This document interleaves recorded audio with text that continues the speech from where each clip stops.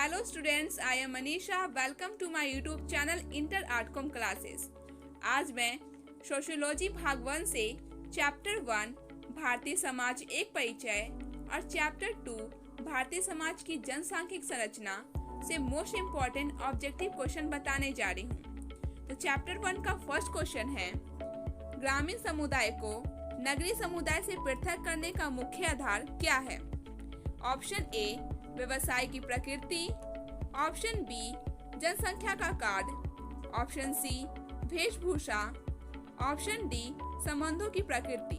तो इसका correct answer है ऑप्शन नंबर ए व्यवसाय की प्रकृति। अगला क्वेश्चन है क्वेश्चन सेकंड, सामाजिक वर्ग एक समुदाय का कोई भाग जो सामाजिक स्थिति के आधार पर शेष भाग से पृथक किया जा सके। यह कथन किसका है? ऑर्गबर्न तथा निमकॉफ, मैकाइवर एवं Page, option C Bogardus, option D गॉन एवं टेंडर। तो इसका राइट आंसर है ऑप्शन बी मैकाइवर एवं पेज। क्वेश्चन थर्ड है, भारतीय समाज का विभाजन कई आधारों पर हुआ। यह विभाजन क्या कहलाता है? तो ऑप्शन ए है समुदाय, ऑप्शन बी उपनिवेशवाद, ऑप्शन सी राष्ट्रवाद, ऑप्शन डी वर्ग। तो इसका राइट आंसर है ऑप्शन ए समुदाय। तो समुदाय के बारे में थोड़ा जान लेते हैं। समुदाय क्या होता है? तो समुदाय उस छोटे या बड़े समूह को कहते हैं जिसके सभी सदस्य किसी क्षेत्र की सीमा में इस प्रकार जीवन बिताते हैं कि उनमें किसी प्रकार का स्वार्थ या विशेष योजना ना हो। अगला क्वेश्चन है क्वेश्चन 4, राष्ट्र के अभिप्राय एवं जाति अथवा वंशागति विशेषताओं वाला मानव संगठन क्या कहलाता है? यह कथन किसका है? राष्ट्र से अभिप्राय एक जाति अथवा वंशागति विशेषताओं वाला मानव संगठन क्या कहलाता है? यह कथन किसका है? बर्गेस, मैकाइवर एवं पेज, लीकॉक, ऑप्शन डी बोगार्डस। इसका राइट आंसर है ऑप्शन सी लीकॉक। अगला क्वेश्चन है question number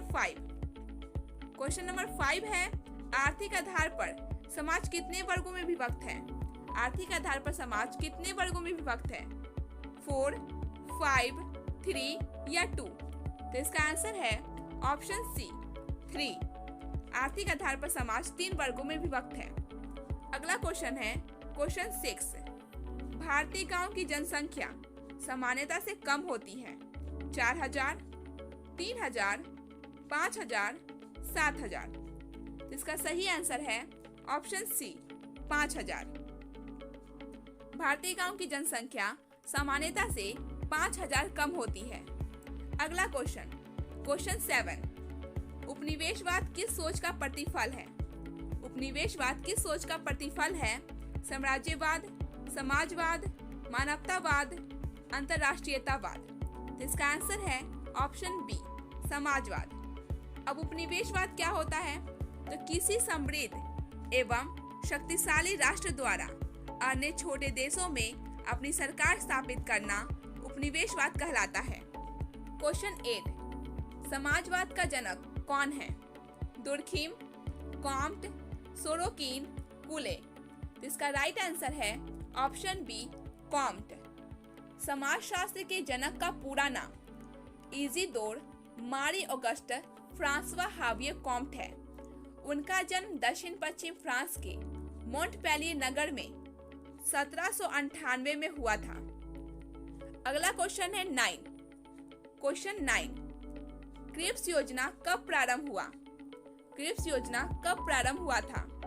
option A 1942, option B 1943, option C 1941, option D 1944। इसका सही आंसर है ऑप्शन ए 1942। अब हम लोग तो जानते ही नहीं क्रिप्स योजना क्या होता है, तो हम लोग जान लेते हैं क्रिप्स योजना। क्रिप्स मिशन मार्च 1942 में ब्रिटिश सरकार द्वारा भारत में भेजा गया एक मिशन था, जिसका उद्देश्य द्वितीय विश्व युद्ध के समय अपने लिए भारत का पूर्ण सहयोग प्राप्त करना था। सर स्टेफोर्ड क्रिप्स इसके अध्यक्ष थे, जो विंस्टन चर्चिल के मंत्रिमंडल के एक वरिष्ठ राजनेता एवं मंत्री थे। अगला क्वेश्चन है क्वेश्चन 10। समाजशास्त्र का जन्म किस देश में हुआ था? England, France, Bharat, Germany. इसका सही आंसर है ऑप्शन बी, फ्रांस में। समाजशास्त्र का जन्म फ्रांस देश में हुआ था। अब हम लोग चैप्टर 2 के भारतीय समाज की जनसांख्यिक संरचना के ऑब्जेक्टिव क्वेश्चन को जानते हैं। तो फर्स्ट क्वेश्चन है, शहरों तथा कस्बों में परिवार संबंधी आंकड़ों की सूचना किसे देनी होती है? शहरों तथा कस्बों में परिवार संबंधी आंकड़ों की सूचना किसे देनी होती है? नगर निगम कार्यालय को, पुलिस थाना, प्राथमिक स्वास्थ्य केंद्र, कहीं भी। तो इसका आंसर है ऑप्शन ए, नगर निगम कार्यालय को। क्वेश्चन 2, भारत का जनसंख्या वृद्धि में विश्व का कितना स्थान है? पहला, तीसरा, चौथा या फिर दूसरा? तो इसका आंसर है ऑप्शन डी, दूसरा। भारत का जनसंख्या वृद्धि में विश्व का स्थान दूसरा है। क्वेश्चन 3, इन्फ्लुएंजा नामक महामारी ने अपना प्रकोप किस वर्ष दिखाया था? इन्फ्लुएंजा नामक महामारी ने अपना प्रकोप किस वर्ष दिखाया था? ऑप्शन ए 1920 या 21, ऑप्शन बी 1960 या 70, ऑप्शन सी 1918 या 19, ऑप्शन डी 1915 या 16। इसका आंसर है ऑप्शन सी 1918 या 19। क्वेश्चन 4, भारत में सर्वाधिक जनसंख्या समृद्धि का राज्य कौन सा है? उत्तर प्रदेश, मध्य प्रदेश, राजस्थान, असम। इसका राइट आंसर है ऑप्शन ए, उत्तर प्रदेश। अब हमारा अगला क्वेश्चन है क्वेश्चन 5। किस तकनीक का प्रयोग गर्भ निर्धारण में किया जाता है? एक्सरे, अल्ट्रासाउंड, ईसीजी, इनमें से कोई नहीं। इसका आंसर है ऑप्शन बी, अल्ट्रासाउंड। अल्ट्रासाउंड का प्रयोग गर्भ निर्धारण में किया जाता है। अगला क्वेश्चन है क्वेश्चन 6। आपातकाल के बाद राष्ट्रीय परिवार नियोजन कार्यक्रम का बदला हुआ नाम क्या है? राष्ट्रीय परिवार कल्याण कार्यक्रम, राष्ट्रीय परिवार नियोजन कार्यक्रम, राष्ट्रीय परिवार सुरक्षा कार्यक्रम, इनमें से कोई नहीं। इसका आंसर है ऑप्शन ए, राष्ट्रीय परिवार कल्याण कार्यक्रम। क्वेश्चन 7।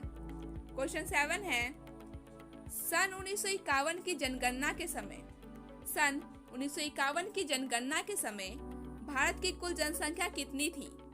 लगभग 32 करोड़, लगभग 36 करोड़, लगभग 43 करोड़, लगभग 47 करोड़। इसका करेक्ट आंसर है ऑप्शन बी, लगभग 36 करोड़। क्वेश्चन 8। सन 2001 की जनगणना के अनुसार भारत में लोगों की औसत आयु कितनी है? 55, 60 वर्ष, 65 वर्ष, 70 वर्ष। इसका सही आंसर है ऑप्शन सी, 65 वर्ष। क्वेश्चन 9। क्वेश्चन 9 है, निम्नांकित में से कौन सी एक दशा भारत में जनसंख्या वृद्धि का कारण नहीं है? निम्न जीवन स्तर, संयुक्त परिवार व्यवस्था, ग्रामीण अर्थव्यवस्था, स्थान परिवर्तन की प्रवृत्ति। इसका आंसर है ऑप्शन डी, स्थान परिवर्तन की प्रवृत्ति। क्वेश्चन 10 है, यदि कृत्रिम साधनों के द्वारा जनसंख्या वृद्धि को नहीं रोका जाता तो माल्थस के अनुसार इससे उत्पन्न होने वाली दशा को क्या कहा जाता है? इसके 4 ऑप्शन हैं। ऑप्शन ए, निरोधक अवरोध, ऑप्शन बी, नैतिक अवरोध, ऑप्शन सी, नैतिक अवरोध, ऑप्शन डी, विशिष्ट अवरोध। इसका राइट आंसर है ऑप्शन सी, नैतिक अवरोध।